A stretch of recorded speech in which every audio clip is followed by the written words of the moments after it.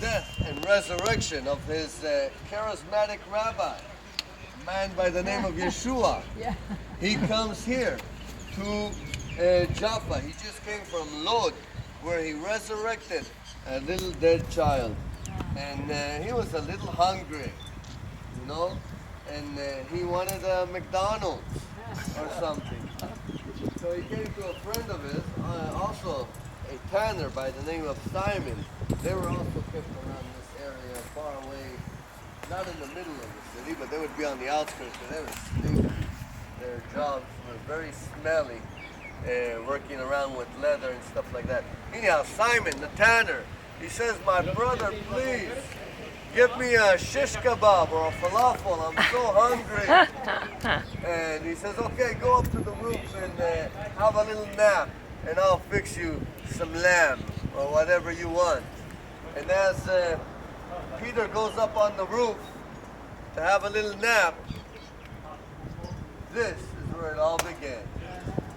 Right over here, he has a sheet, a little sheet coming down from heaven, spread out to the four corners of the heaven, coming down, and he looks into that sheet, and he sees a whole bunch of nasty animals in there, all kinds of unclean serpents and all kinds of. One of these animals came up to him and said, "Oink, oink." He's like, "Nasty, get away from me." And he hears a voice telling him, "Arise, Peter, slay and eat." Sometimes Peter reminds me of me. So many times I say, "Nay, Lord, not true. Don't you know what's going on up there?" That's just me. Sometimes I think I need to help God. Oh well. So he gets an answer back saying, "What I have cleansed, let no man call common or unclean." And he sees that 3 times. He sees that sheet coming down. And that was a very, very important vision that he got. And that was the vision showing that another element of people are going to be grafted in, is what Paul says. Grafted in and have the opportunity to worship the same God of the Jews, the God of Abraham, Isaac, and Jacob, through a certain door that was open, being Jesus Christ himself, who delivered 2 new things, grace and faith.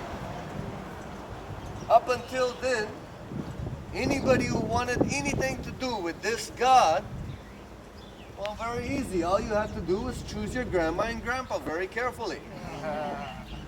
Because it was only to one people and one seed that he made a covenant to with Moses in a place called Mount Sinai.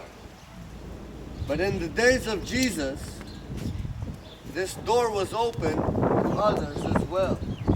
Hallelujah. And this is where Peter got to see that. Right here in Jaffa.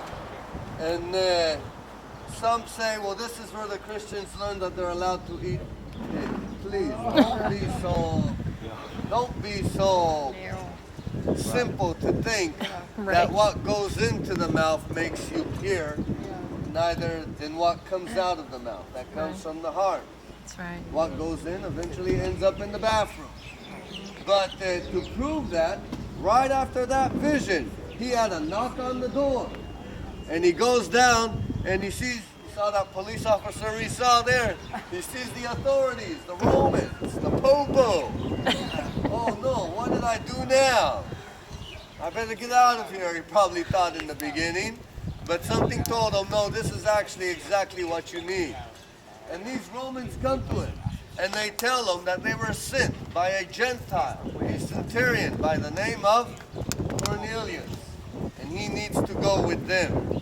And indeed, when he does, he starts preaching the gospel of the death and resurrection and the grace through Jesus Christ, the Son of God. And when he does, something happens.